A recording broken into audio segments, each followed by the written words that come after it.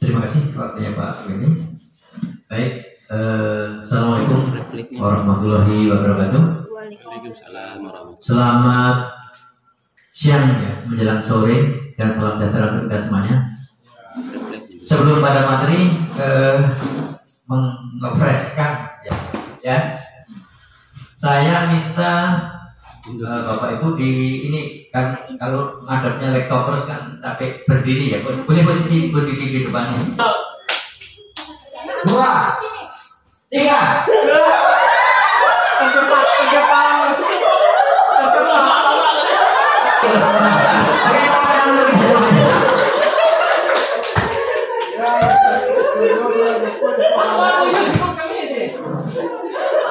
Oke, pertama kekompakan.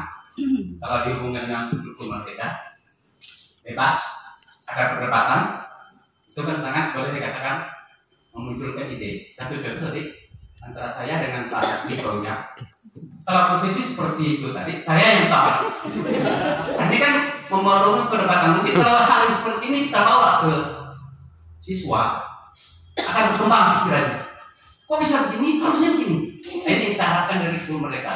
Gitu Pak, terima kasih. Assalamualaikum warahmatullahi wabarakatuh. Tepuk tangan untuk ini. Mungkin Bapak Ibu yang lainnya masih hubungan seperti yang dikatakan Pak Saboto kemarin, sekolah penggerak itu adalah sebagai katalis. Nah, jadi katalisnya ini sekolah penggeraknya dianggapkan adalah Pak dan misalnya ketua. Kemudian kita yang sebagai anggota timnya itu adalah sebagai guru dan stakeholder yang ada di sekolah. Jadi kalau seandainya ketua dicepat, maka cepat pula proses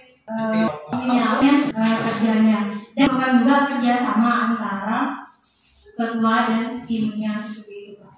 Jadi sekolah penggerak sebagai katalis, maksudnya di sini sebagai mempercepat proses dari kurikulum merdeka supaya tercapai lebih baik. Oke, tepuk tangan untuk Bu Dewi. Maaf, jawabannya masih ada Bapak Ibu. Terima kasih. Perkenalkan nama saya Kandi Purnomo. Dari mana Pak? Saya dari SMP Negeri 1 Berinci. Baik, saya dari poin ini kaitan dengan sebelumnya. Pertama, poin ini menunjukkan terima.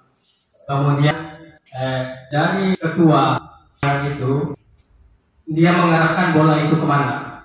Kemudian anggotanya itu harus bisa merespon kemana arah bola itu dibawa dan mereka menangkapnya bersama-sama.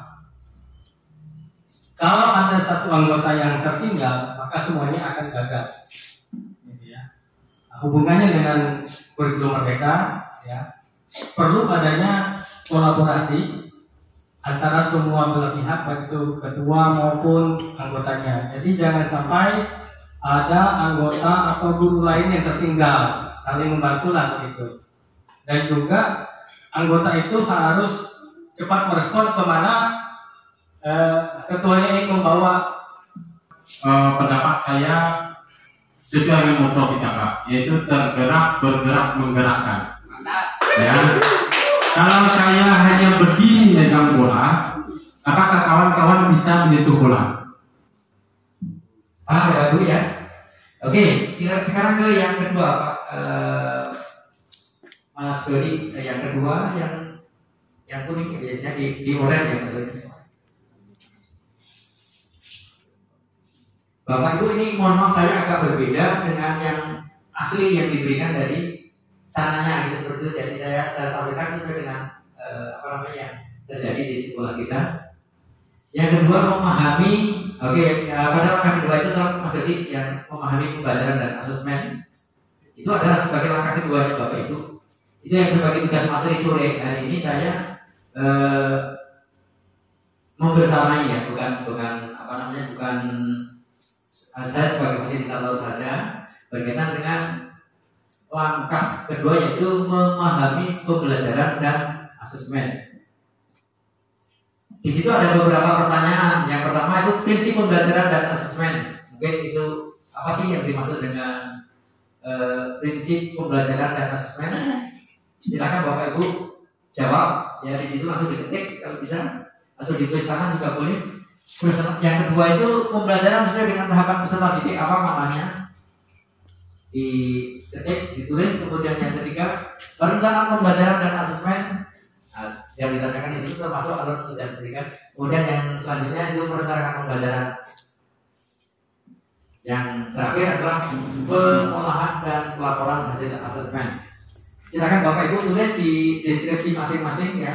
Boleh nanti.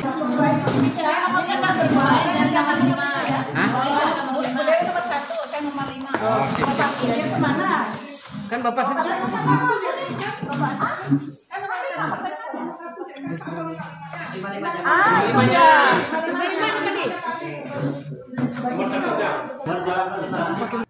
Pembelajaran merupakan proses interaksi antara murid, guru dan sumber belajar pada suatu lingkungan belajar.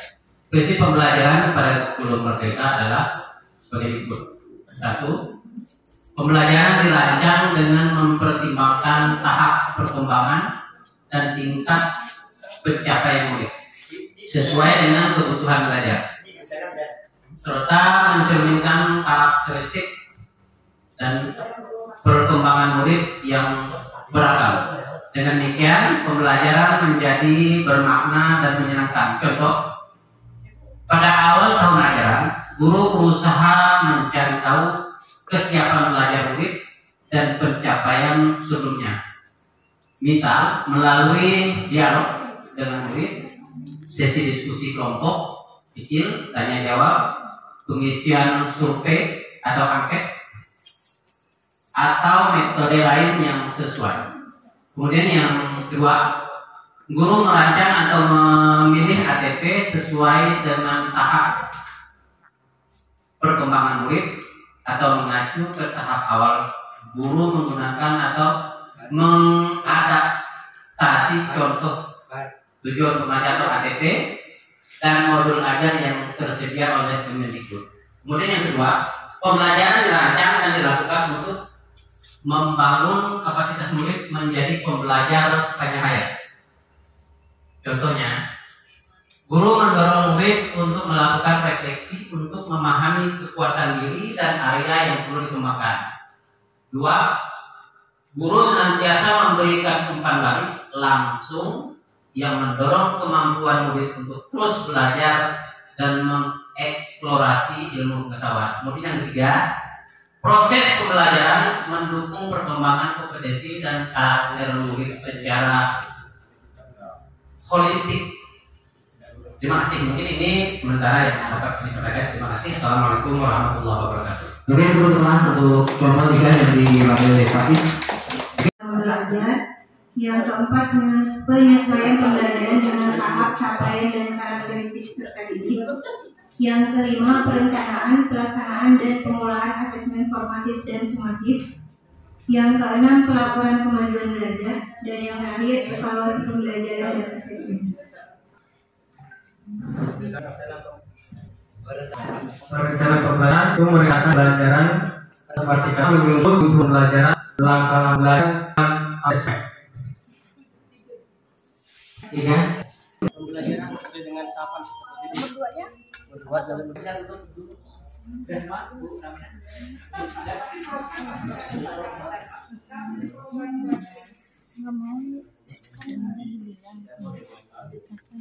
Baik, terima kasih kepada Pak Budi yang memberikan materi terkait pembelajaran dan asesmen. Jadi saya pikir hari kita sudah mendapatkan 2 ilmu. Jadi setidaknya pemahaman terkait dengan pelajaran dan PNM itu pada hari ini. Kalau sudah selesai, saya pikir itu terima kasih atas kebersamaan kita semua karena dari pagi sampai sore hari ini pas